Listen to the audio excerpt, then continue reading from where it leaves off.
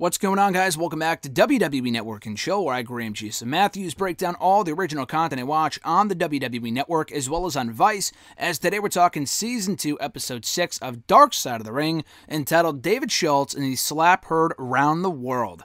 This was one of my favorite episodes all season, largely because I feel like, at least for me personally, I knew nothing about this story.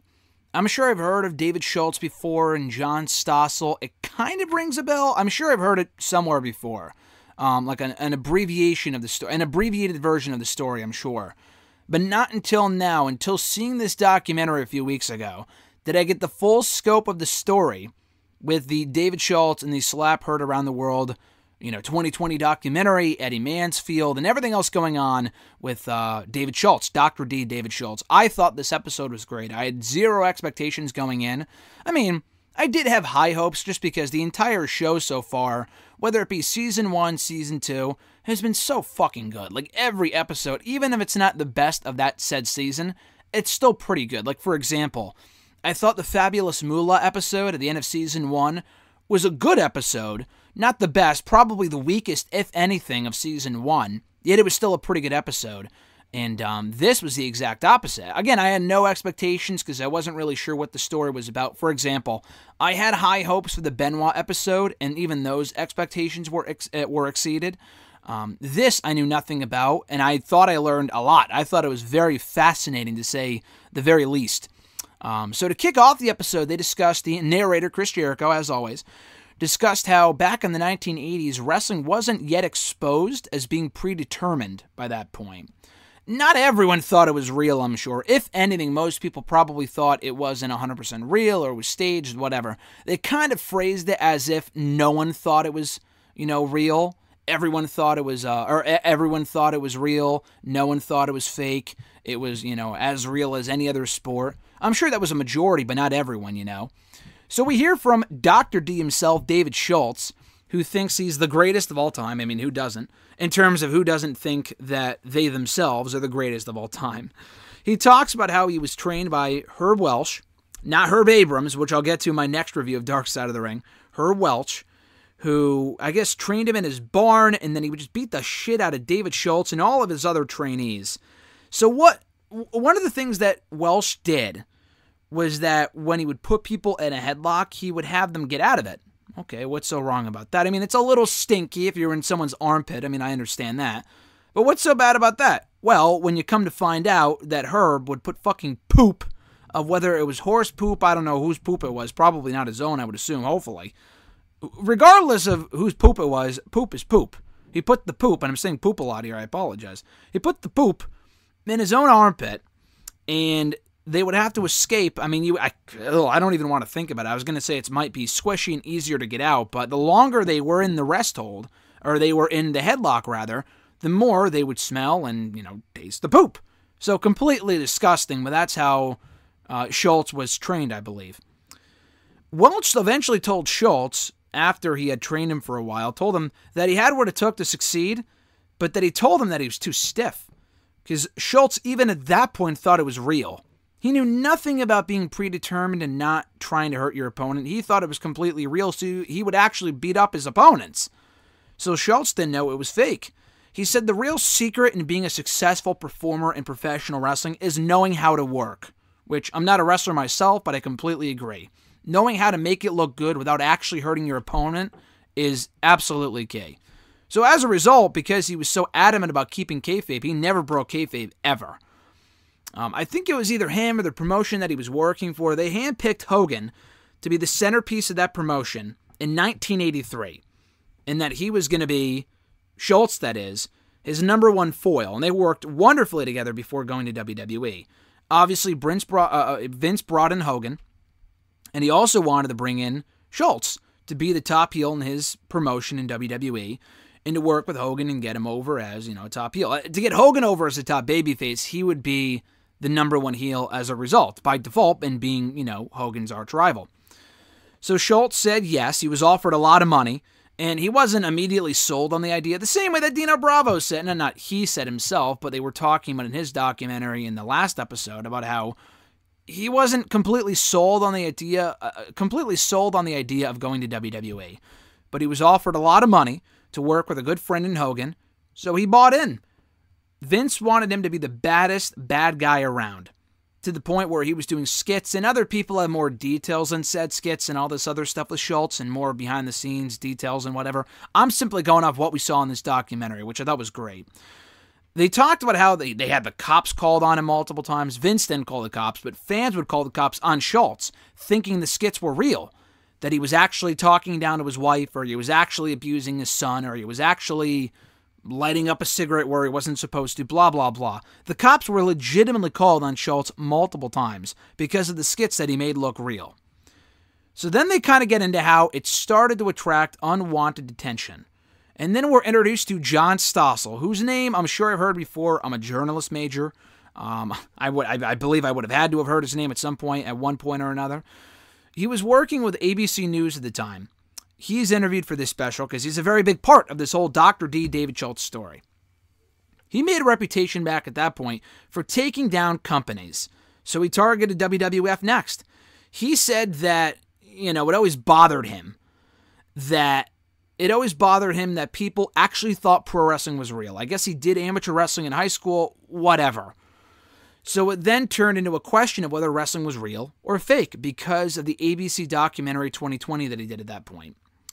I guess newspapers occasionally ran exposés on wrestling talking about how it was fake, but nothing to any great extent like this was. Like, this is on national TV, I believe, airing all over the country, maybe world, whatever, talking about, probably just the country at this point, talking about how pro wrestling is fake. It wasn't just some local newspaper trying to break down wrestling. Like, this is a whole new, completely different platform, a much bigger platform to expose pro wrestling for what it actually was. So Schultz, on the other hand, really wanted to protect kayfabe at all costs. And that's when we're introduced to Eddie Mansfield. And I actually had the chance to speak to Eddie for WrestleRant Radio a couple of weeks ago. So check out that episode. It's from the May 7th episode of WrestleRant Radio. Just because I was so fascinated by how he came across on this episode of Dark Side of the Ring, I had to know more. And he goes into a lot more detail from our conversation than he does here. So before you jump to any conclusions about what he means by this or that, which I'll get into in a second, he has a lot of controversial lines here and what he actually meant by what he did. Definitely check out our interview after watching this episode. So anyway, they speak to Eddie Mansfield, who used to be a pro wrestler. He turned to wrestling after his baseball career ended. I guess his arm was shot or something. He hurt his arm, so he became a professional wrestler. He really enjoyed it. He was really good at it. He called himself one of the best, blah, blah, blah, that you hear from everyone. And then he said that he got screwed by a booker. And he had a lot of many issues with the payoffs. And he makes a lot of good points about how, at this point, if WWF, pro wrestling on the whole, is supposed to be like the MLB, is supposed to be like the NBA, is supposed to be like NHL, why aren't the payoffs and the people getting, actually doing the wrestling, getting paid the amount of money that they should be? It made no sense. He was getting paid pennies on the dollar, he would say, when it came to sold-out arenas and shows like that. It made no sense to him. He also took exception to the fact that wrestlers didn't have health insurance. Of all the industries to have health insurance and benefits, wrestling was not one of them, and it absolutely should have. And again, this is an issue I think is very timely. It's a discussion that's still going on today. But like that whole John Oliver expose on WWE and the whole independent contractor bullshit about a year ago. Absolutely correct. So he gets screwed by a booker who he doesn't reveal who it is, but I'm almost 100% sure. Even after speaking to him, I'm 100% sure it's Ole Anderson. He said that he would go on the news and expose the tricks of the trade if he wasn't paid what he deserved, what he thought he deserved. And he wasn't, so he did. He went on the documentary. He spoke with John Stossel, and he showed him how wrestling was done. He exposed the whole blade thing and how they would cut themselves. It was a pretty crazy visual to see Mansfield back at that point on this 2020 documentary airing, again, in all TVs across the nation. To see him cut himself open was a little odd. Was just a little weird. But still, I could see what they were going for. And, he said here that they pressured him to use it and all this other stuff. He talked about how the blade was hidden. And he wanted to help the business, was what his idea was behind this whole thing. He didn't want to, he said that he was pressured by the producers to, do the Blade thing, and he went through with it ultimately.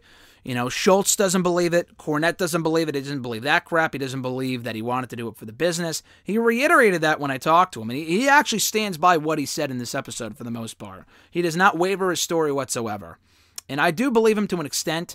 I think exposing the business was really not the right way of going about it, in my opinion. But I could see what he was going for, because he wanted to get benefits for the boys. He wanted to get, health care for the boys, stuff like that. When he says the boys, he means like other people in the locker room, the fellow wrestlers.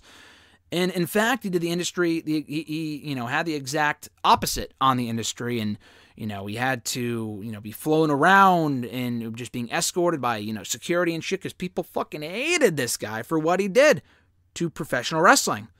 So back to Stossel. He goes to Madison Square Garden. And Stossel even says that Vince must have okayed it, because how else would he have gotten into the arena that night? He believes, as the Schultz and others that are interviewed here, maybe Cornette as well, and I talked to Mansfield and he said the same thing, that he believes that Schultz was set up, that he allowed Stossel to go in, and it must have been okayed by Vince, of course, because Vince wanted Schultz to be interviewed by Stossel. He actually told Schultz ahead of time, hey, go be interviewed by Stossel. And it was a very weird thing, and Cornette said it was recipe for disaster. So Schultz slaps Stossel after Stossel says, oh, do you believe... He goes, I have a question for you. And Schultz goes, yeah, what? They were already, he was kind of already busting Stossel's balls, but nothing too extreme.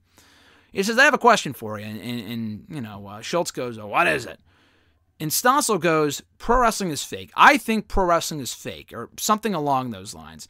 Not exactly a question. It's a dumb interviewer question ask, quote unquote question, because it's not a question. It's one of those dumb statements that you think that you're phrasing as a question. Maybe he was going to get to the question. I don't know.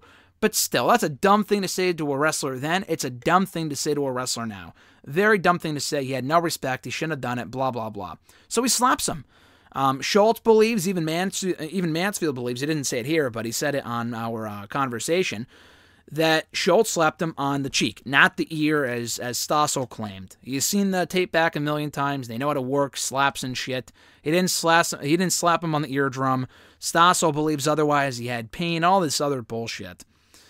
So he slapped him after he said that wrestling was fake, or he thought that wrestling was fake, whatever.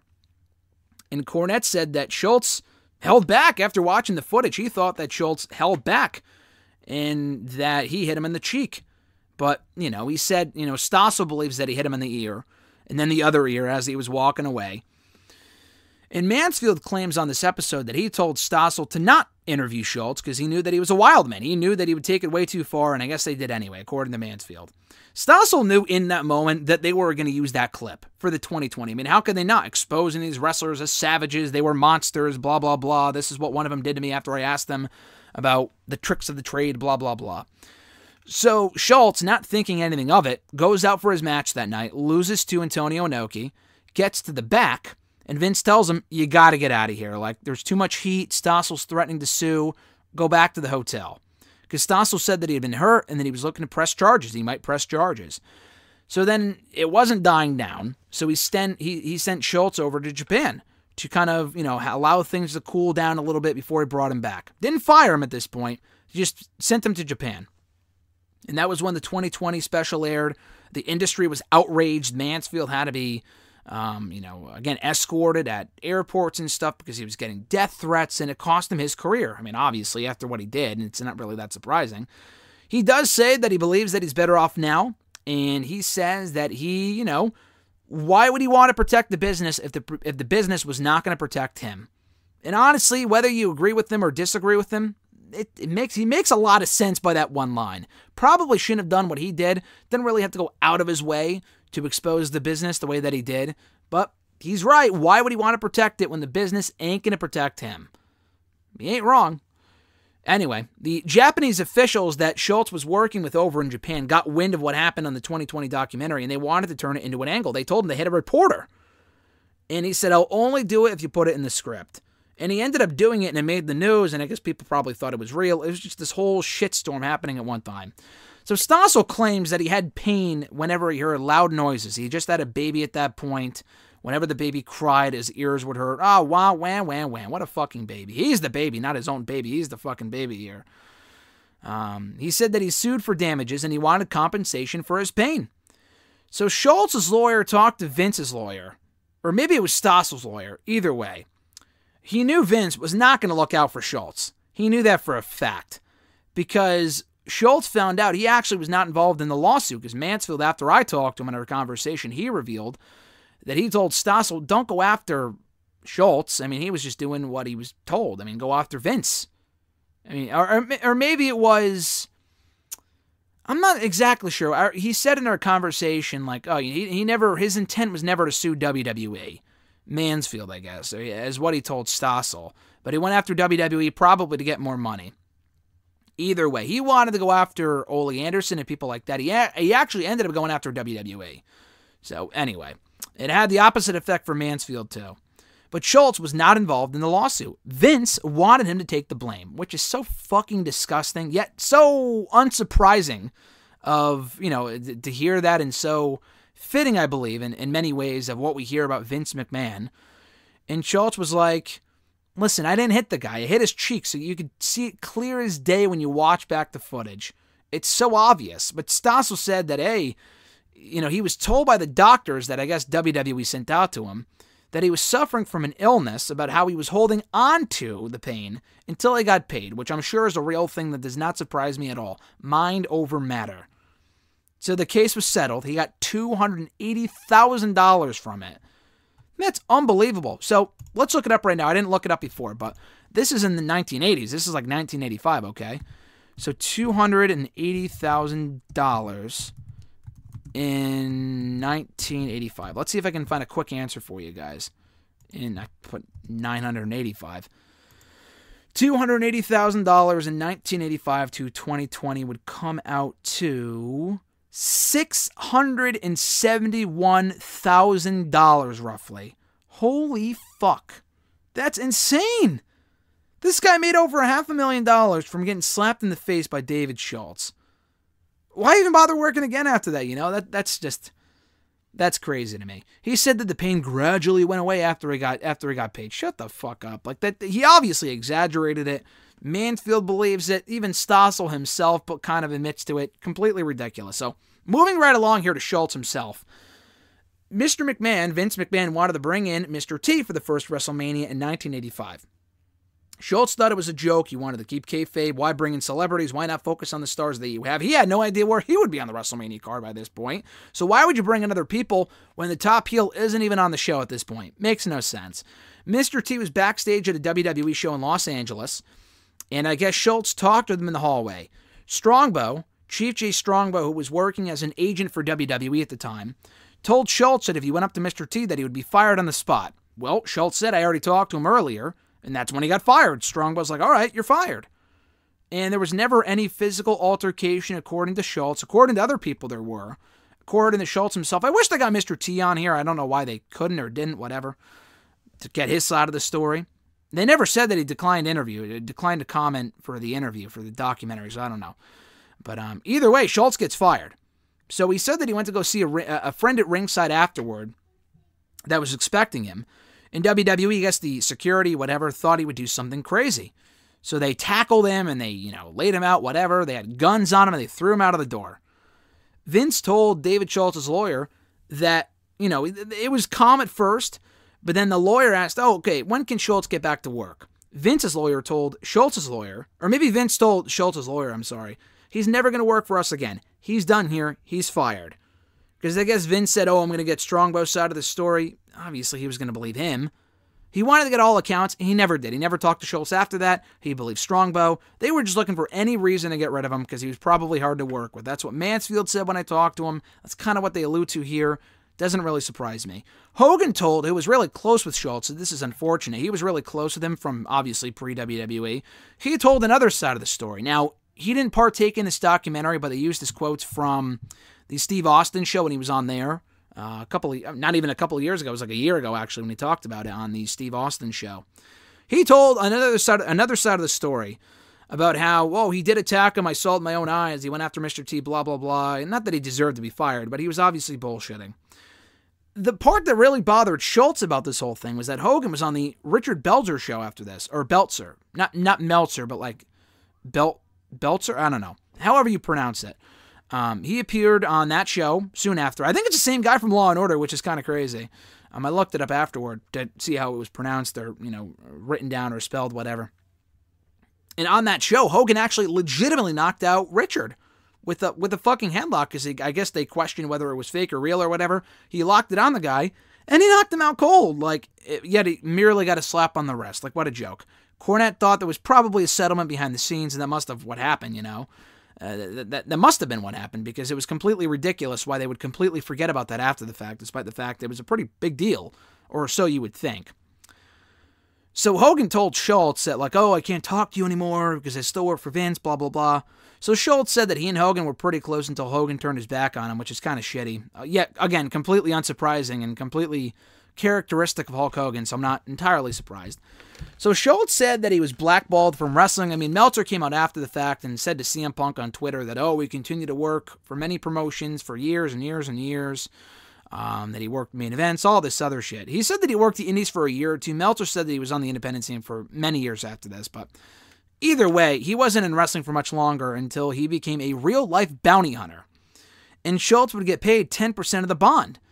And he thought it was easy. He did one. He caught the guy pretty easily. He thought it was easy. And he said that wrestling helped him because he knew how to lock people in certain positions and, get people in chokeholds and lock them up without actually hurting them and shit like that. So the wrestling aspect of his life actually came to his benefit,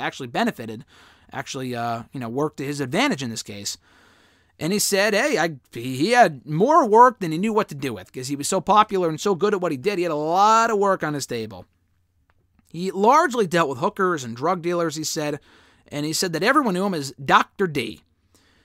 He was asked by the interviewer, what was the craziest bounty that you went on, whatever, the craziest thing that you had to deal with when being a bounty hunter. He said that he found 2 girls after they had been gone for 3 years. And he found them chained to a toilet. Oh, it's so fucking gross. And they would have to drink out of the toilet when the guy was gone. He would leave for a while, and while they were gone, they would drink out of the toilet. Fucking gross. That's so disgusting. So he found this piece of shit at a bar, and he brought them back home, and the baby and the dog. I don't know where the dog came from, or if the baby was if he raped these women. I have no idea, but they were underage, and he eventually found them, and it's a nice feel-good story, I guess, because it had a nice ending, but the actual story itself is disgusting. So anyway, this was when Vince wanted to attempt to expose the business himself as being sports entertainment before anyone else could. So he didn't have to pay the sports commissions for his shows. Why that didn't dawn on him earlier, I don't know. Maybe the 2020 thing changed his mind. I don't know. Because I guess the sports commission would take tax cuts every time he would run a show and part of the gate. Didn't want to have to deal with that anymore. And Mansfield believes that what Vince did justified what he himself said. New Jersey was the first state to free WWF from regulation. Many other states followed suit soon after. Mansfield said that it's God's duty to forgive Stossel for what he did, because the interviewer asks him, what are your thoughts on Stossel? Do you forgive him? And he said, it's God's duty to forgive, and I'm not God. That's what he said. I got to go back here real quick in my notes, because he had that line about Lincoln, and I can't believe I didn't write it down in my notes here. Maybe I didn't, man, that's crazy. I guess I didn't write it down in my notes. But he had a line about how Abraham Lincoln, freed the slaves, but he forgot to free the pro wrestlers. Very polarizing, controversial line. I'm not going to get my 2 cents on it because we discussed it in depth in our conversation. Again, I cannot plug that enough. It's on WrestleRant Radio, May 7th episode. Check it out. So check it out right now. He elaborates more by what he meant by that. He believes it was kind of taken out of context on this documentary. But he said it again when I talked to him, so he stands by that line. Anyway, Schultz talks about what he's doing now. I think he's hunting or something like that. And Cornette believes that Schultz would have become a big star had he carried on and had he stayed in the business. But, something was going to give eventually because Vince wanted WWF to become more family-friendly, and Schultz probably would not have fit into that vision. Mansfield thinks that he can be controlled if respected. He's talking about Schultz here. If he was, controlled, he probably could have become a big star and kept within his limits and whatever. Then we lastly hear from Stossel when the interviewer says, any final words for David Schultz? And Stossel says that he's still recognized for the whole incident today. You were the guy that was slapped by that wrestler, blah, blah, blah. He said that his final words for David Schultz are, after looking into the camera, and I quote, "Fuck you." And we hear from Schultz, who says, "Listen, I don't give a fuck. I don't care what people think about me." And he gives off this vibe, too, which is hilarious and genuine, which I respect. But he goes, "Oh, I don't, give a shit what people think about me, blah, blah, blah, blah, blah." I really enjoyed this episode. I thought it was great. It was a great note to end on. It was an awesome story. Didn't really know too much about it. And it was nice to not have them talk about death and all this other depressing shit. Just a very fascinating story. So check it out right now on Dark Side of the Ring on Vice. Season 2, Episode 6, David Schultz, in the slap heard around the world. So the next review here on the channel, we'll be breaking down the Herb Abrams episode, which is pretty crazy in and of itself. Check that out, coming up pretty soon right here on the channel. Until then, guys, check out all my other Dark Side of the Ring reviews down below in the description box. I have my more Dark Side of the Ring reviews link there. And all the other episodes of WWE Network and Chill. We should be back soon with more Dark Side of the Ring reviews and more original content going up every single day right here on the channel. Have not missed a day yet to upload a video here to the channel in the month, or rather the year of 2020. And I don't plan on stopping anytime soon. So be sure to like the video, drop a comment, share the video, and subscribe to the channel for more daily content. I'm Graham GSM Matthews, and I'll catch your ass down the road.